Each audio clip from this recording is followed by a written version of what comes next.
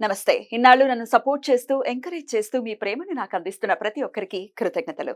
అలాగే ఈ వీడియో కూడా ఖచ్చితంగా మీకు ఉపయోగపడుతుంది. లైక్, షేర్ అండ్ సబ్స్క్రైబ్ చేసి మీ సపోర్ట్‌ని నాకు అందించండి. అలాగే ఈ వీడియో పట్ల మీకున్న అభిప్రాయాన్ని కామెంట్ సెక్షన్‌లో కామెంట్ చేసి తెలియజేయండి. ఇప్పుడు వీడియోని చూద్దాం. నమస్తే. Welcome to our channel. నేను పద్మిని. ప్రస్తుతంతో పాటు ప్రముఖ ఆధ్యాత్మికవేత్త, అస్ట్రాలజర్, చండీ ఉపాసకులు వంశీ కృష్ణ గారు మనతో పాటు ఉన్నారు. మాట్లాడదాం. నమస్కారం వంశీ గారు. నమస్తే అండి. బాగున్నారా? ఫైన్. అమావాస్య, పౌర్ణమి ప్రతి 15 రోజులకి పౌర్ణమి, అవును. అమావాస్యలు వస్తూనే ఉంటాయి. అయితే వాటికి ఉండేటటువంటి కాస్మిక్ ఎనర్జీ వేరే లెవెల్లో ఉంటుంది కాబట్టి ఆ డేస్ ని పర్టికులర్ గా యూటిలైజ్ చేసుకుంటూ ఉంటారు. అవును. సాధకులైతే అమావాస్యని ఎటువంటి పరిస్థితుల్లో వదులుకోరు. అవును. అయితే ఈసారి ఆషాఢ అమావాస్య, ఆషాఢ అమావాస్యకి డెఫినెట్ గా ఎంతో కొంత ప్రాధాన్యత ఉంది. కొంత అవును. కాదు, చాలానే ఉంది. చుక్కల అవును. అమావాస్యగా మన అవును. తెలుగు రాష్ట్రాల్లో జరుపుకుంటారు. జరుపుకుంటారు. అయితే ఆ ప్రాధాన్యతని ఇంకాస్త పెంచుతూ గురు పుష్యమి యోగంతో వస్తున్నటువంటి అమావాస్యగా అవును. ఈసారి వస్తోంది. మరి అవును. ఈ రోజుని ఎట్లాంటి పరిస్థితుల నుంచి మనం అధిగమించడం కోసం ఈ అమావాస్యని వినియోగించుకోవచ్చు మీ ద్వారా? ఓకే అండి. తప్పకుండా. సాధారణంగా ఏంటంటే మనకు అమావాస్య అంటేనే పితృదేవతలకు సంబంధించినటువంటి యోగం అని చెప్పేసి మనం అంటుంటాం. అందులో గురు పుష్యమ యోగం రావడం ఏంటంటే వాటికి సంబంధించినటువంటి మనం కొద్దిగా పరిహారాలు చేసుకుంటే ఇప్పుడు ఇంట్లో సుఖంగా ఉండాలి అంటే భోగభాగ్యాలు ఇవన్నీ కూడా కలగాలంటే దేవతా మూర్తులకు పూజతో పాటు పితృదేవత ఉపాసన కూడా పితృదేవతలకు చేసినట్లయితే కనుక వాళ్ళకంటే కూడా మనకి ఇక్కడ ఎక్కువ మనకు ఫలితం అనేది కనిపిస్తుంటుంది అన్నమాట. అవును. అంటే దేవతారాధన ఓ రోజు మనం చేయకుండా ఏం కాదు. ఉదాహరణ చెప్పాలంటే మనం ఎక్కడికి ఊరికి వెళ్తాం. సరే సాలగ్రామాలు అలాంటివి ఉన్న ఇల్లు వేరు కానీ ఎటైనా ఊరికి వెళ్తాం. ఊరికి వెళ్ళినప్పుడు అక్కడ మనకు ఓ రోజు చేయడానికి కుదరదు. కానీ పితృదేవతల విషయంలో అలా కాదు. వాళ్ళకి ఏంటంటే ఖచ్చితంగా ఆ రోజు నాడు శ్రాద్ధం ఉంది అంటే ఆ రోజు మనం ఖచ్చితంగా కుదుర్చుకొని మరి చేయాల్సింది. అందులో ఇలాంటి గురుపుష్యమి యోగము, అమావాస్య ఇలాంటివి కలిసి రావడం వల్ల ఏంటంటే కనీసం వాళ్ళను ఉద్దేశించి మనం ఆ అమావాస్య తిథి నాడు వాళ్ళకు తర్పణాలు వదిలిపెట్టడం, తిల తర్పణాలు కానీ వాళ్ళకి యథాశక్తిగా తర్పణాలు వదిలిపెట్టడం కానీ ఒక బ్రాహ్మణ్ణి పిలుచుకొని వాళ్ళని ఉద్దేశించి స్వయం పాకం ఇవ్వడం కానీ ఇలాంటివి చేయడం ద్వారా ఆ ఇంట్లో ఉన్నటువంటి ఎటువంటి సమస్యలైనా సరే సాధారణంగా ప్రతి ఇంట్లో ఏదో ఒక సమస్య ఉంటుంటుంది. అది వివాహం కావచ్చు, సంతానం కావచ్చు, ఆరోగ్యం కావచ్చు, ఏదైనా సరే ఇలాంటివన్నీ కూడా ఖచ్చితంగా మనం ఏమనుకుంటామంటే దేవుడికి పూజ చేస్తేనే భగవంతుడి పూజ చేస్తేనే ఫలితం వస్తుందని మనం అనుకుంటాం. వస్తుంది. దాంతో పాటు దానికంటే ఎక్కువ కూడా తొందరగా రిజల్ట్ ఇచ్చే వాళ్ళు ఎవరంటే పితృదేవతలు. కాబట్టి వాళ్ళే ఉంటారు.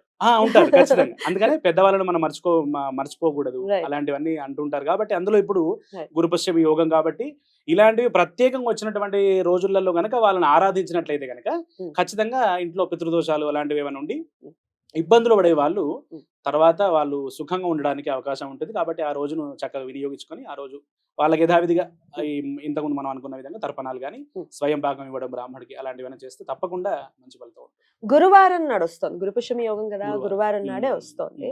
డెఫినెట్ గా ఈ ఒక అస్ట్రాలజర్ గా చెప్పండి, పితృదోష నివారణ జరిగితే అసలు పితృదోషం ఉంది అనేది ఒక కుండ్లీలో ఏ గ్రహస్థితి రీత్యా మీరు అంచనా వేస్తారు? జన్మ కుండల్లో లగ్నాత్తు పంచమ స్థానం, నవమ స్థానం. దీన్ని బట్టి అంటే పంచమాధిపతి ఏ స్థానంలో ఉన్నాడు, ఆయన ఉన్నటువంటి స్థానాలు ఉపచయ స్థానాలు అని చెప్పేసి 6, 8, 12 స్థానాలు చెప్తాం.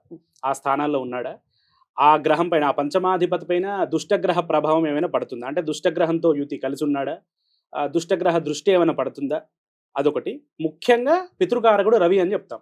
కాబట్టి ఆ రవి ఉన్నటువంటి స్థితి కూడా ఆయన అలాగే దుష్టగ్రహాలతో ప్రభావం అంటే బలహీనంగా ఉన్నాడా, బలంగా ఉన్నాడా, ఇవన్నీ కోణాల్లో పరిశీలించిన తర్వాత ముఖ్యంగా పంచమ స్థానం, నవమ స్థానం పితృభావం, ఈ 2 స్థానాలను బట్టి ఆ వ్యక్తికి కుండల్లో పితృదోషం అనేది ఉందా లేదా అనేది మనము తెలుసుకోవచ్చు. దాని ద్వారా అప్పుడు అది ఏ విధంగా ఉంది, ఎంతవరకు ఉంది, దానికి పరిహారాలు ఎలా చేయాలి అనేటువంటి దాన్ని మనం జ్యోతిష్యం ద్వారా తెలుసుకోవచ్చు. ఆ పరిహారం ఎంతవరకు పనిచేస్తుంది అనుకోవచ్చు ఒకసారి పరిహారం కనుక చేసేస్తే?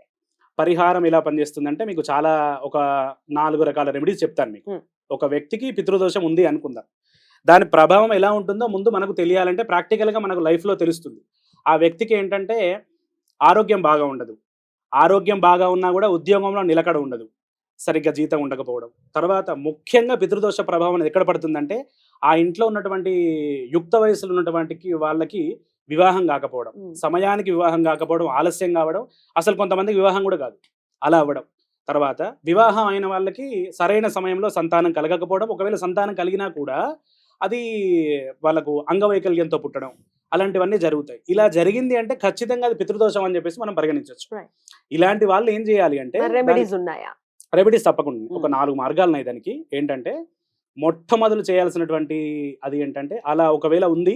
ఇంకోటి ఏంటంటే మనం పితృదేవతలను కూడా 3 రూపాల్లో ఆరాధిస్తాం మనం. వసురూపులాగా అంటే తండ్రి, తాత, ముత్తాత అని ముగ్గురిని మనం ఆరాధిస్తాము. అందులో వసురూపము, రుద్ర రూపము, ఆదిత్య రూపం అని చెప్పేసి మనం తండ్రి, తాత, ముత్తాత వాళ్ళ ఆ రూపాల్లో మనం పూజిస్తాం. అయితే ఇలా ఒకవేళ ఆ పితృదోషం ఉన్నటువంటి ఇంట్లో కంటిన్యూగా అంటే ఒక 2-3 తరాల నుంచి అలాగే జరుగుతుంది. వివాహం అవ్వట్లేదు, సంతానం అవ్వట్లేదు. అలాంటి వాళ్ళు అలా పితృదోషం ఉందని తెలుసుకున్న తర్వాత ఆ వ్యక్తి ఇంకోటి ఏంటంటే అకాల మరణాలు కూడా జరుగుతుంటాయి. అకాల మరణాలు జరగడం, యాక్సిడెంట్లు అయి సడన్గా పోవడం, తర్వాత ఆత్మహత్యలు చేసుకోవడం, ఇలాంటివన్నీ కూడా జరుగుతున్నాయి అంటే ఖచ్చితంగా వాళ్ళకు చనిపోయినటువంటి ఆ స్థితిలో వాళ్ళకు కార్యక్రమాలు సరిగా జరగకపోతే ఆ తర్వాత తరాలకి ఆ పితృదోషం వస్తుంది. అలాంటి వాళ్ళు ఏం చేయాలి అంటే నారాయణ బలి అని చెప్పేసి మనకు ఒక ప్రయోగం ఉంది. వైదిక ప్రయోగంలో నారాయణ బలి అని చెప్పేసి ఉంది. అది నదీ తీర ప్రాంతాల్లో ఎక్కువ చేస్తారు. ఆ నారాయణ బలి చేసుకోవడం ఒకటి. తర్వాత మార్కండేయ పురాణంలో రుచ ప్రజాపతి చెప్పినటువంటి పితృస్తోత్రం అని చెప్పేసి ఒకటి ఉంది. పితృస్తోత్రం ప్రత్యేకంగా పితృస్తోత్రమే. ఆ పితృస్తోత్రం పారాయణ చేయడం ద్వారా కూడా మంచి రిజల్ట్స్ ఉంటాయి. మరి ఎవరికి వాళ్ళు చేసుకోవచ్చు. కాకపోతే ఒక గురుగారి ద్వారా అంటే సంస్కృత శ్లోకాలు కాబట్టి ఒకసారి చెప్పించుకొని అలా అంటే ఇది రెండో మార్గం. పురోహితులకి ఇస్తే చేయిస్తారా? అది ఎవరిది వాళ్ళు చేసుకుంటేనే. ఇప్పుడు మామూలుగా రాహు జపాలు, నవగ్రహ జపాలు వేరు కదా, ఇది చేస్తారా? ఇది కూడా చేస్తారు. కాకపోతే ఇది పురోహితులు చేసేది కాదు. ఎందుకంటే ఆ వ్యక్తి అంటే ఇప్పుడు ఈ 4 మార్గాలలో ఇది రెండోది. కొన్ని వాళ్ళు చేసుకునే కూడా ఉన్నాయి. తర్వాత తెలుసుకుందాం, చెప్తాను.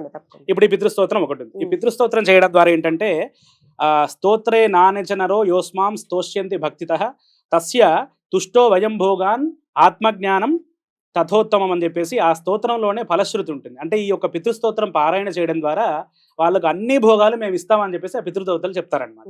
అందుకని అది చేసుకోవడం, అది అలవాటు ఉన్న వాళ్ళు అలా చేసుకోవడం. లేదు అంటే మరి అది ఎక్కడ దొరుకుతుంది? ఇప్పుడు కావాలి అనుకున్నాను, మనకు గూగుల్లో దొరుకుతుంది.